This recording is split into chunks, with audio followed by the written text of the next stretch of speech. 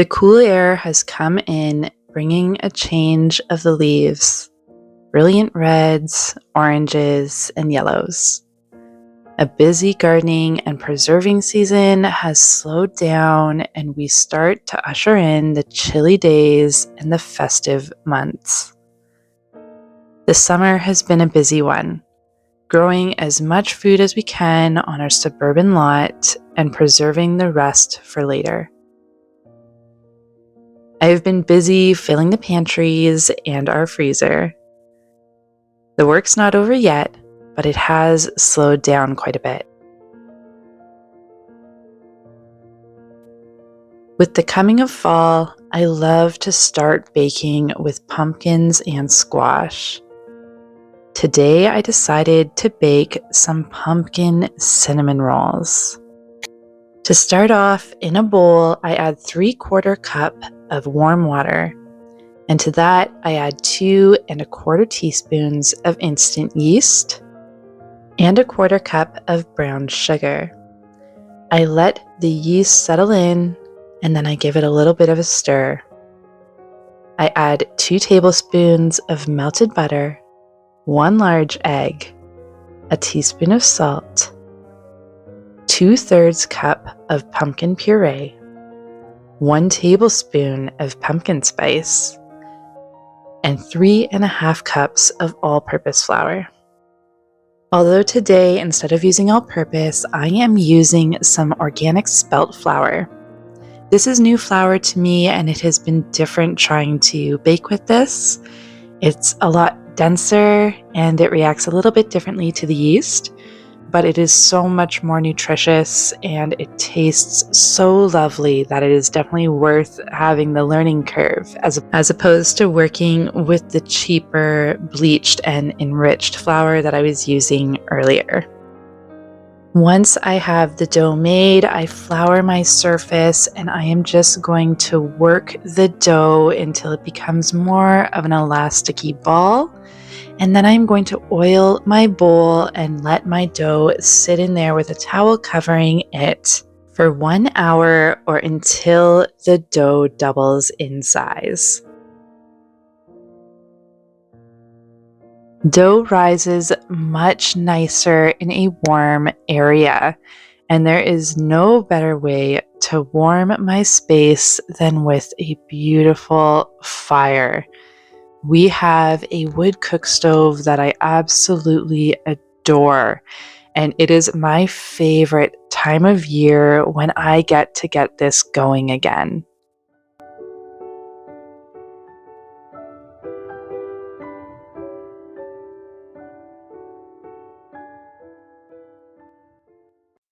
There is no better warmth than the warmth from a wood fire. Furnaces and baseboard heaters can warm the house enough, but it doesn't give you the full body warmth that a wood fire does. This just adds so much coziness to the house during the cold months, and I absolutely adore it. And soon I will be baking in it as well. But my pan for these rolls do not fit in my wood stove today, so I will be doing them in my regular stove. But I do love doing my bread in my wood cook stove.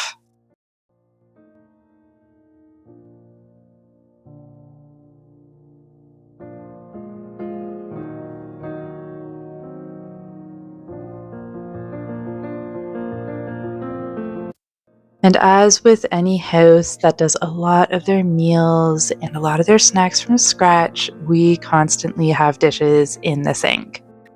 I feel like when you're a homemade house or an ingredient-only house, then you're constantly in the kitchen doing something, whether that is making something or cleaning up from making something. So once again, I am in the kitchen doing the dishes. Sometimes this can be a source of stress for me, but sometimes it can be a very meditative experience as well, where I can just think about things while I slowly and methodically get through my pile of dishes. And there really is nothing more satisfying than having sinks full of dishes and being able to clean them all up and have a nice, clean surface yet again.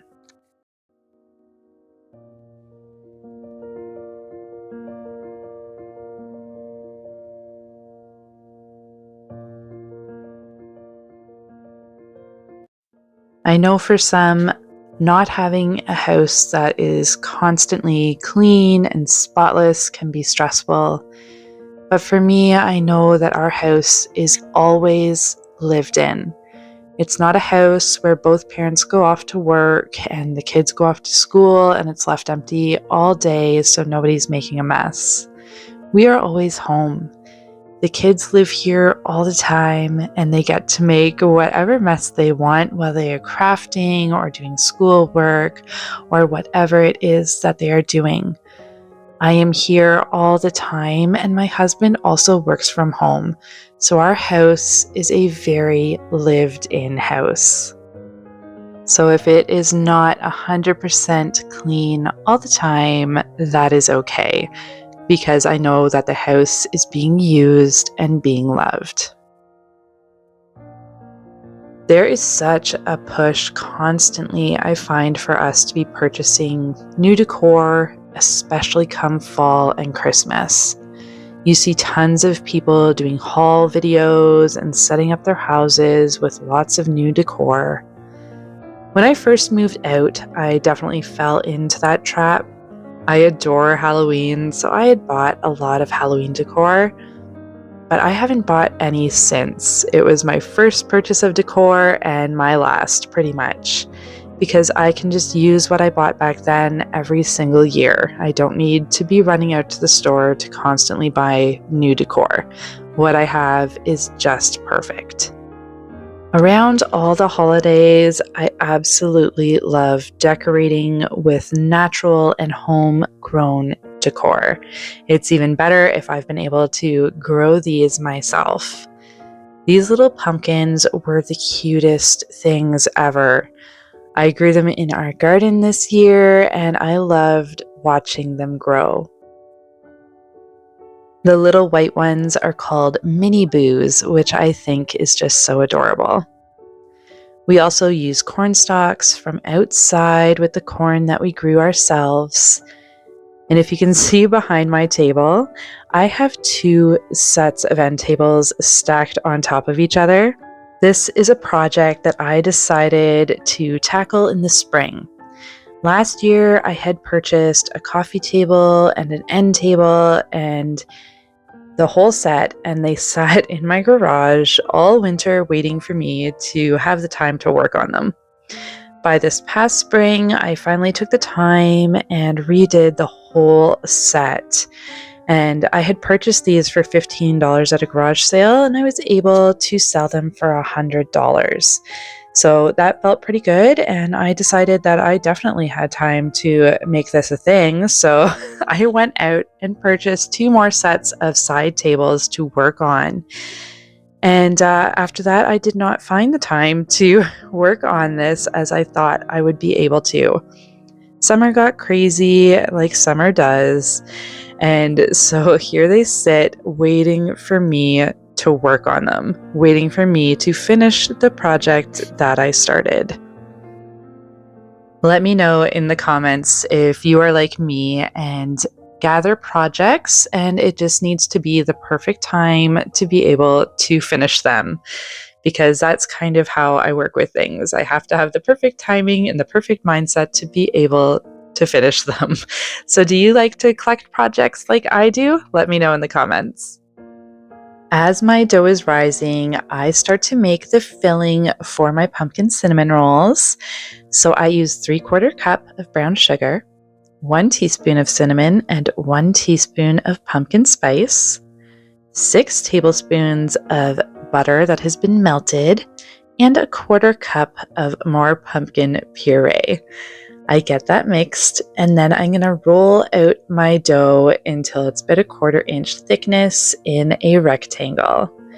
And then I just spread my filling all over my dough. This makes a nice thick filling, which I really enjoy. I prefer having a nice filling to dough ratio.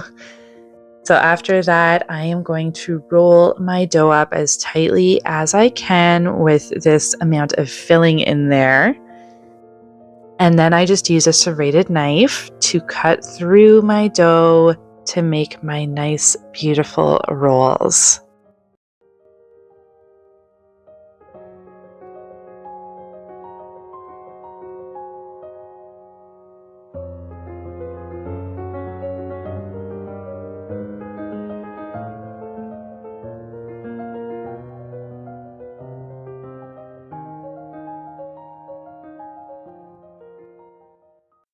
I covered those rolls yet again and let them rise for another half an hour. I'm also preheating my oven at 350 degrees. As I let these rise, I also get some laundry on. We hang our laundry outside during the summer and typically during the fall as well, but the extra moisture from the clothes drying inside is sometimes nice as it can get very dry in the house with the windows closed and the fire on. It also saves some money to avoid the dryer when at all possible. I still like to hang my sheets out as long as I possibly can outside because nothing ever beats the fresh air smell of outside on your sheets. These pumpkin spice rolls cooked in the oven for 25 minutes, and now that they've cooled, my daughter is wanting to ice them. So for the icing, we used 4 ounces of cream cheese, a 1/4 cup of butter, tablespoon of vanilla, 2 tablespoons of milk, and 1.5 cups of powdered sugar. We just creamed that together and got it onto our pumpkin spice rolls, and they smelled so good. I love having pumpkin spice around this time. It is just so delicious. I am definitely one of those pumpkin spice girls. Right now, I am just going to take a minute to thank my Patreon members. Your support really means a lot to me, and it helps me to continue making content for you guys. For those of you that don't know, I do have a Patreon page where I share exclusive content that I do not share anywhere else. If that's something that may interest you, I will link it in the description box for you so you can go take a look. The garden has pretty much shut down for the year, but it's nice to get back out there to get the last of the fall vegetables.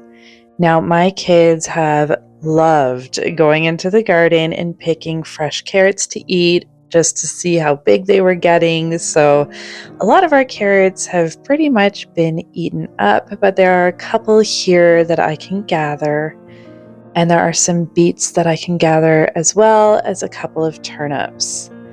Now I do take the turnip greens off here. I will be taking them in. I'll typically use them in a broth, but there's so many other uses that you can have for turnip greens. They can be used in salads and stir fries and all of that. So definitely not something to waste, but I just take mine off right away.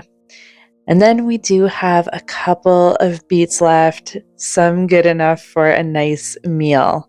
And again, beet greens are amazing in stir fries as well as in soups or stews or salads. They're really, really delicious.